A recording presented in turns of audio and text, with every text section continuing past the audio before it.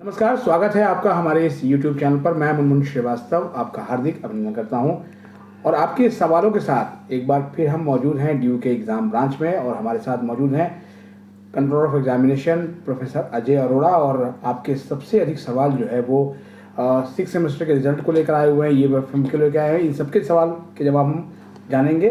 स्वागत है प्रोफेसर अरोड़ा हमारे चैनल पर। नमस्कार, धन्यवाद मनोज जी। सर, एक सवाल जो यूएफएम से जुड़ा हुआ है और ये मैक्सिमम बच्चों ने भेजा है कि अगर मान लीजिए कोई यूएफएम का केस बन गया है तो उसको लेकर बच्चे को मेल कब आती है कि उसके सॉल्यूशन के लिए उसको कब बुलाया जा रहा है? जैसे एग्ज़ाम ख़त्म हो जाते हैं उसके एक हफ्ते 2 हफ्ते में हम केसेस पे जो उनका मटेरियल अवेलेबल होता है जो यूएफएम में पकड़ा गया है उसके हिसाब से उसका इवैल्यूएशन करा के उनको उसकी रिपोर्ट ईमेल से भेज दी जाती है। अगर वो उससे एग्री करते हैं तो ठीक बात है, नहीं करते तो उनको उसके अगेंस्ट अपनी रिप्रेजेंटेशन देनी पड़ती है और उसके बाद उनको फिज़िकली उस कमेटी के आगे अपनी पॉइंट देने के लिए बुलाया जाता है। एक सवाल सर, एक स्टूडेंट ने कहा है कि उसको इन्विजिलेटर ने कहा कि आप बगल वाले बच्चे से बात कर रहे थे और आप जो है वो अपना पेपर दीजिए और घर जाइए। तो उस बच्चे का ये कहना है कि क्या उसका भी यूएफएम का केस बन गया होगा? देखिए, मैं किसी भी जनरल स्टेटमेंट के बारे में अब नॉर्मली जो यूएफएम का केस बनता है स्टूडेंट को अपनी एक स्टेटमेंट देनी होती है, वो उससे स्टेटमेंट ली जाती है। अगर वो उसको रिफ्यूज़ किया जाता है तो वो उसको रिकॉर्ड करते हैं कि उसने अपनी इस सिचुएशन पे कोई भी स्टेटमेंट नहीं दी है और प्राय उसको एक और कॉपी दी जाती है जिसको हम कॉपी नंबर 2 कहते हैं। अब हो सकता है कि वो बात कर रहा हो और इन्विजिलेटर ने उसे कह दिया कि आप जाइए, तो लगता है कि उसने यूएफएम नहीं बनाया होगा। और सर, इसी से जुड़ा हुआ एक और भी सवाल है कि अगर यूएफएम की वजह से किसी बच्चे का पूरा सेमेस्टर कैंसिल हो जाता है तो क्या उसको बाद में प्रैक्टिकल भी दोबारा से देना होगा? हाँ जी, इसमें बहुत क्लियर है। अगर जो आपकी क्वेश्चन से मुझे प्रतीक होता है कि उसको क्लॉज बी मिली है। क्लॉज बी का मतलब ये होता है कि उसको उस सत्र में जितने एग्ज़ाम दिए हैं, अर्थात अगर वो स्टूडेंट 3rd सेमेस्टर का था तो जितने उसने 3rd सेमेस्टर में एग्ज़ाम दिए हैं और अगर उसके साथ कोई 1st सेमेस्टर का एग्ज़ाम दे रहा है वो सारे के सारे एग्ज़ाम कैंसिल हो जाते हैं।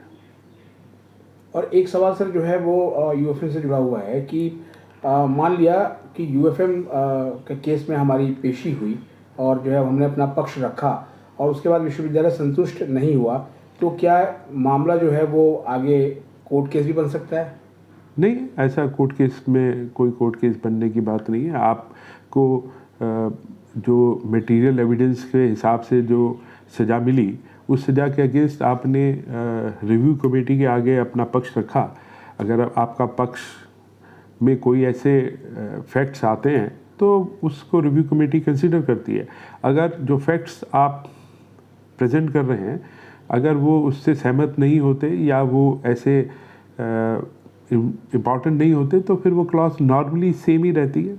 इसके अलावा हाँ, अगर कोई इम्पर्सनेशन का केस हो तो वो तो अपने आप में क्रिमिनल केस है, उसमें एफआईआर लॉन्च होगी और उसको कोर्ट में अपनी सिचुएशन नियम के तहत जो भी क्रिमिनल केसेस के नियम होते हैं, रूल्स एंड रेगुलेशन, उसके तहत अपने आप को कोर्ट केस फेस करना पड़ता है। सर, यूँ तो आपने इंटरनल असेसमेंट से जुड़े हुए बहुत से सवालों को जवाब दिए हैं, लेकिन एक सवाल ये भी है जो कई बच्चों ने पूछा है कि सर इंटरनल में फेल हो गए तो क्या उस सब्जेक्ट में रिजल्ट में भी फेल ही आएगा? नहीं जी, internal assessment plus end term exam मिला के आपको पास होना होता है। और एनईपी में तो अगर आपका उसमें टीयू या प्रैक्टिकल जोड़ के भाई अगर आपका नेट ग्रेड पास हो गया है तो आप पास हैं। ये हो सकता है कि आपका आईए और एंड टर्म एग्ज़ाम में आपका ग्रेड एफ है लेकिन प्रैक्टिकल के ग्रेड में मिला के आप पास हो गए या ट्यूटोरियल के ग्रेड में मिला के पास हो गए, या इससे उल्टा भी नेट ग्रेड अगर आपका नॉन एफ है तो आप पास है। एक सवाल सर जो है एसओएल के स्टूडेंट का है, उनका ये कहना है कि हमारे चूँकि परीक्षाएं हैं वो बहुत लंबी चलेंगी और हमारे कुछ डेट शीट तो जुलाई में भी हैं, तो क्या जो रिज़ल्ट है 6 सेमेस्टर का वो लेट ही आएगा सर? देखिए जो एग्ज़ाम जब ख़त्म होंगे उसके बाद में ही रिज़ल्ट आएंगे, उससे पहले तो रिज़ल्ट नहीं आ सकते। अगर जुलाई में उनके एग्ज़ाम ही हैं किसी क्लास के, तो नेचुरली उसके एग्ज़ाम के बाद में ही रिज़ल्ट आएंगे। लेकिन जो एग्ज़ाम हमारे जून में ख़त्म हो गए, उनके रिज़ल्ट तो प्राय जुलाई के मिड या एंड में आने शुरू हो जाएंगे। और कुछ उन्होंने लिखा है सर कि उनकी परीक्षाएं जो है वो 5 जून को ख़त्म हो गई, कुछ लिखते हैं कि 10 जून को ख़त्म हो गई। तो क्या इनके नतीजे हम जुलाई में एक्सपेक्ट कर सकते हैं सर? हाँ, बिल्कुल कर सकते हैं।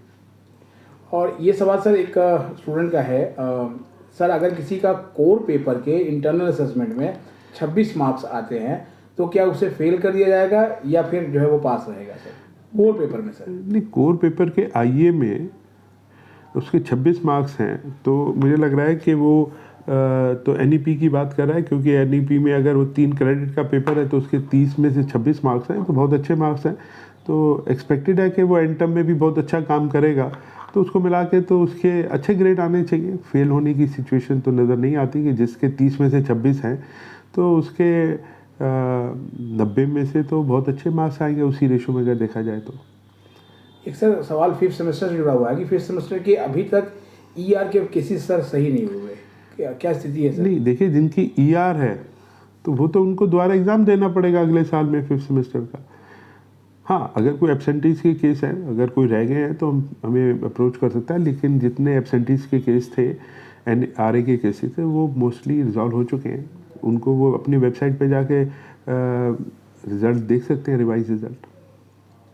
एक सवाल सर जो है वो स्टूडेंट का है कि इन्विजिलेटर ने उसकी सीट बदल दी थी और वो किसी दूसरी जगह पर जो है वो पेपर दे रहा था। तो आपने उसमें एक इंटरव्यू में कहा था कि कई बार एब्सेंट के केस ऐसे भी होते हैं कि जब बच्चा कहीं और बैठा हुआ हो। देखिए ऐसा है कि अगर नहीं, ऐसा नहीं होगा। अगर जैसे मुझे प्रतीक होता है, कई बार आप किसी सीट पे अपना एग्ज़ाम शुरू करते हैं और इन्विजिलेटर को ऐसा प्रतीक होता है कि आप आस पड़ोस से बात करने या इस तरह की कोशिश करें, तो कई बार हम उसकी सीट बदल देते हैं।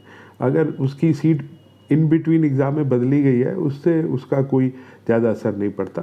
हाँ, एग्ज़ाम शुरू होते हुए अगर आप गलत सीट पे बैठ जाएं तो प्रॉब्लम कई बार हो सकती है। एक सवाल सर जो है कि एक बच्चे ने कहा कि सर आपसे रिक्वेस्ट है कि कंट्रोलर ऑफ एग्जामिनेशन से पूछिए कि सेक पॉलिटिकल लीडरशिप एंड कम्युनिकेशन में प्रैक्टिकल एग्ज़ाम में एब्सेंट शो हो रहे हैं स्टूडेंट्स। 180 के आसपास स्टूडेंट्स हैं ऐसे दयाल सिंह कॉलेज के, उनके रिजल्ट का स्टेटस क्या है सर? देखिए, मुझे इस सवाल के जवाब देने में संकोच से ज़्यादा दुख ज़्यादा है। प्रैक्टिकल के जो मार्क्स होते हैं वो, चाहे वो एसओएल हो चाहे वो रेगुलर हो, वो कॉलेज हमें देता है।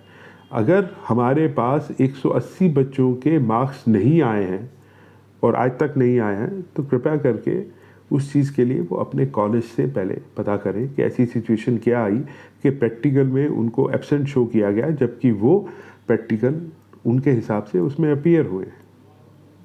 यानी जो आईए के जो केसेस है सर, उसमें अधिकतर जिम्मेदारी कॉलेज की ही है?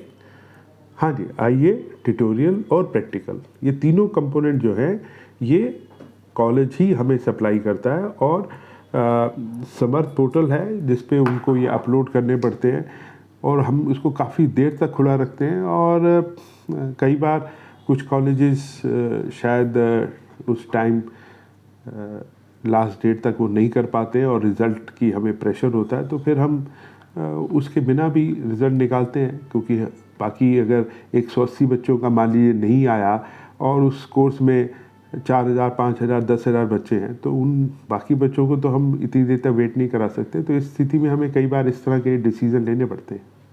अब सर आज का एक लास्ट सवाल जो 6th सेमेस्टर के स्टूडेंट्स ने कहा है कि क्या उनके रिजल्ट जो है वो समय से आएंगे, क्योंकि पिछली बार वंदे भारत की स्पीड से रिजल्ट आने थे। लेकिन देखिए, पिछली बार, अभी अगर आप अपना पहला क्वेश्चन के ध्यान करेंगे तो जिस कॉलेज के 180 मार्क्स प्रैक्टिकल के नहीं आए, और ऐसे बहुत सारे हैं, आपने शायद मेरे अलावा भी कहीं सुना और बोला कि जब आईए, ट्यूटोरियल और प्रैक्टिकल हमारे पास नहीं आते, और जो पिछली बार काफ़ी प्रॉब्लम रही, इस बार हमने उस सिचुएशन को काफ़ी हद तक कंट्रोल किया है।